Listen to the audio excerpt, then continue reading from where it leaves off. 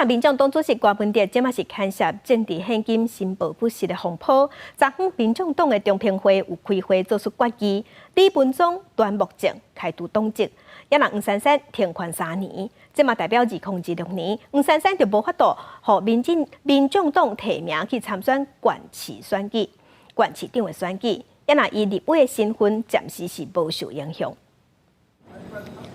民众党主席郭文哲政治现金申报不实的代志也未停，和民众党来点名应该是立委负责的迄当阵竞选总干事黄珊珊，亲身到中评会做说明。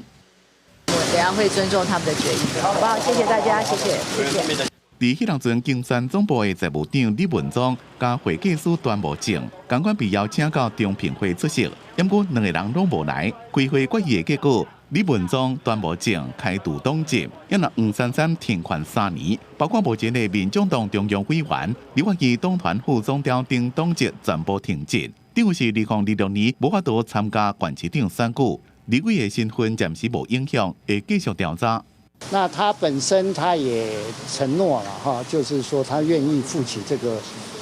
因为他的这个过程确实哈，因为造成了党的伤害哈，他愿意负起政治责任哈，也坦然这个接受即日起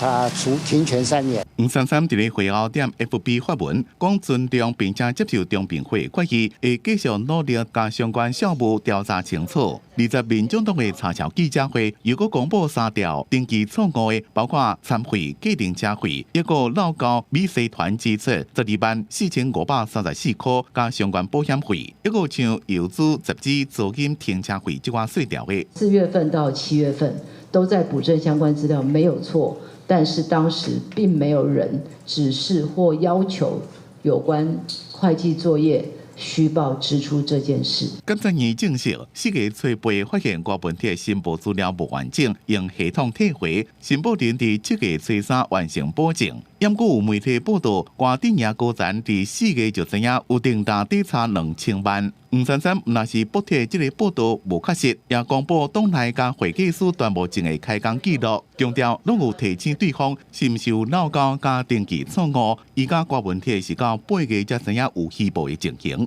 记者综合报道。